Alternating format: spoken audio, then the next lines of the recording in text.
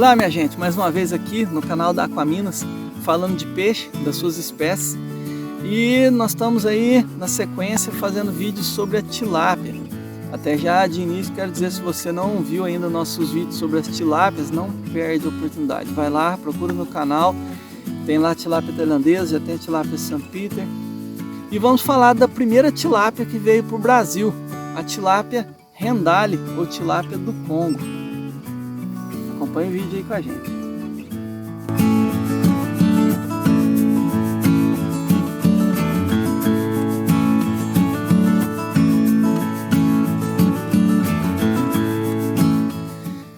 Essa tilápia aqui foi a primeira a chegar aqui no Brasil. Elas foram trazidas do Congo, na África. Então também é chamada de tilápia do Congo. E algumas pessoas no Brasil falam tilápia caipira, falam tilápia selvagem, caipira, mas ela não é nativa do Brasil. Nós não temos tilápias aí no Brasil, nós temos ciclídeos parecidos, até o carazinho e outros parecidos. E muita gente confunde até o carazinho com esse peixe aqui, por conta do desenho de cabeça aqui, que é bem parecido. Mas é uma variedade de tilápia, tilápia do Congo ou tilápia rendale. Diferente das conhecidas tilápias tailandesa, tilápia nilótica, que pertence ao gênero Oreochrominus, né? Essa aqui é um gênero diferente, é o gênero tilápia mesmo. A principal diferença, a principal característica desse gênero aqui é que ela não faz a incubação dos ovos dentro da boca, como é comum na maioria das espécies de tilápia, né? A maioria delas incuba os ovos depositados no fundo em um ninho, depois incuba dentro da boca. Nesse caso aqui não. Essa tilapinha rendale, ou tilápia do Congo, ela faz um buraquinho no chão, no substrato, ou até mesmo no barranco, deposita os ovos e incuba ele ali no substrato. Então é dentro de furinhos ali no chão. E ela protege esse ninho, então faz um ninho escavado e coloca os ovos ali. E essa é uma das principais diferenças dela. E também o tamanho, é um peixe menor, de menor porte. Esse aqui já é um exemplar adulto. Chega a ficar maior do que isso? Até chega. Pode chegar aí até 30 e poucos centímetros, quase 1 quilo de tamanho, mas ela é de porte menor em geral do que outras tilápias. Por isso até ficou um pouquinho abandonada dentro de piscicultura por conta do crescimento e ser um peixe de porte menor. Normalmente você vai encontrar exemplares de 200, 300, até meio quilo, aí, 300 gramas, até meio quilo de porte. É interessante nesse peixe que é o hábito alimentar. É considerado onívoro, basicamente come de tudo, praticamente come de tudo, mas tem uma forte tendência a ser herbívora. E isso é muito interessante numa espécie de produção, né? É um peixe herbívoro, um peixe que consegue consumir bastante plantas aquáticas, ou plantas que ele tem acesso ali na beira do lago, e também alguns tipos de algas mais filamentosas e macrófitas aquáticas. Então pode desenvolver um papel importante no controle desse tipo de material, que é dificílimo de ser controlado em algumas ocasiões.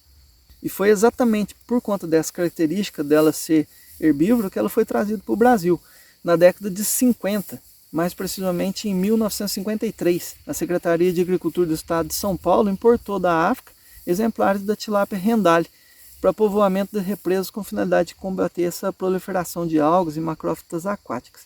Pela sua rusticidade e capacidade de adaptação, rapidamente se propagou e alastrou para todo o Brasil. E hoje ela pode ser encontrada aí em praticamente todo o país. Olhando aqui para o peixe, a gente já começa a notar algumas diferenças quando comparado com outras tilápias, né? Para começar pela cabeça, que é bem mais curta e aqui bem mais arredondado, né? Não tem aquela cabeçona comprida como tem nas outras tilápias. Os olhos são bastante grandes e ela tem essa coloração bonita, partindo aí de um verde oliva, misturando aqui com tons mais de cinza e tons mais esverdeados ou azulados, que ficam muito bonitos no peixe, muito bonito mesmo. E normalmente nas nadadeiras aqui caudal e na nadadeira anal tem essa faixa quase que passando de um preto para um vermelho, né? Dividindo aqui também a nadadeira. Isso deixa ela bem bonita, bem interessante.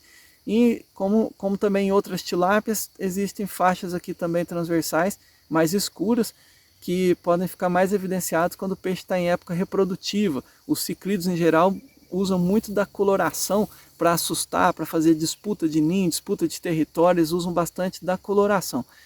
Possui uma boca até bem grandinha em relação ao tamanho do peixe. E os dentes são dispostos aqui em fileiras de dentes pequenos e cônicos. Mas quando eu passo o dedo aqui, eu posso sentir que esses dentes são mais fortes, assim vamos dizer, ou mais evidenciados do que em outras tilápias. Essa boca diferente que ela tem, parece que é bem mais robusta, assim, com uma mordida mais forte.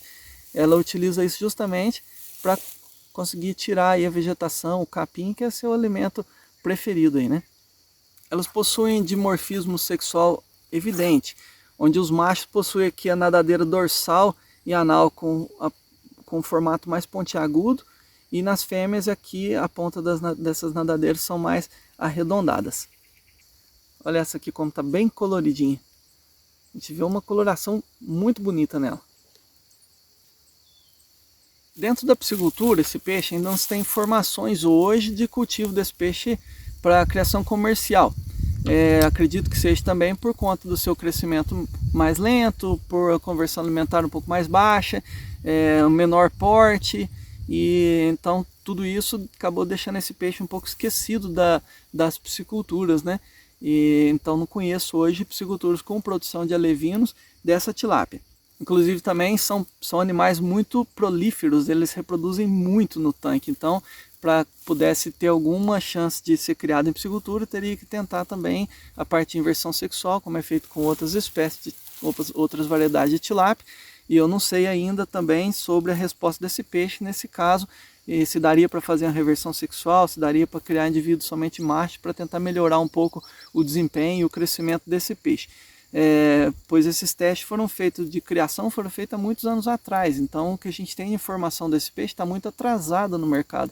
Eu diria que seria uma espécie que foi abandonada pela piscicultura. Quando chegou as tilápias nilóticas, viram que tinha um potencial melhor, e esse peixe ficou abandonado, esquecido, e estão aí esparramados em alguns lagos perdidos no Brasil, em reservatórios e tudo mais, mas sem trabalhos, pelo menos conhecidos aí, dentro de piscicultura.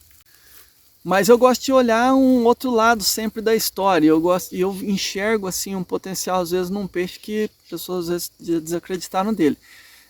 Por ser uma espécie herbívora, eu olho com muito carinho as espécies hoje que conseguem consumir vegetação e conseguem sustentar disso. Quer dizer que é um peixe que vai conseguir crescer, ainda que cresça mais lento, mas com uma porcentagem de proteína mais baixa. Então talvez seria um caso de tentar alguns testes aí com esse peixe, com algumas rações com proteína mais baixa, ou com ração com base bem mais em proteína vegetal, né, do que proteína animal.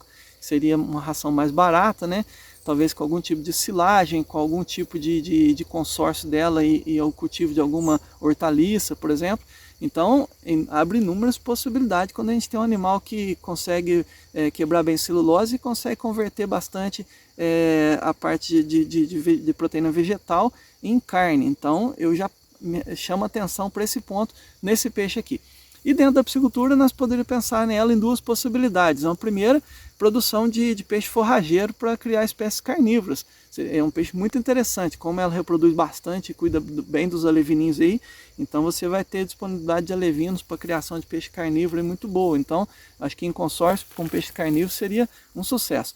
E a outra possibilidade, como a gente usa já há muito tempo dentro da piscicultura as carpas capim, para fazer controle de plantas aquáticas, de plantas invasoras e de macrófitas e algas filamentosas, talvez esse peixe aqui revertido, para não aumentar tanto no lago, poderia ser um peixe para criar em consórcio com outras espécies e fazer também esse tipo de controle. Acho que seria muito legal. E outra coisa que vale a pena chamar atenção, qualidade de carne. Esse peixe aqui tem um filezinho diferenciado, a carne é muito boa. Ela tem, se você reparar, apesar de ser um peixe pequeno, mas olha que largura que é esse peixe aqui, ó.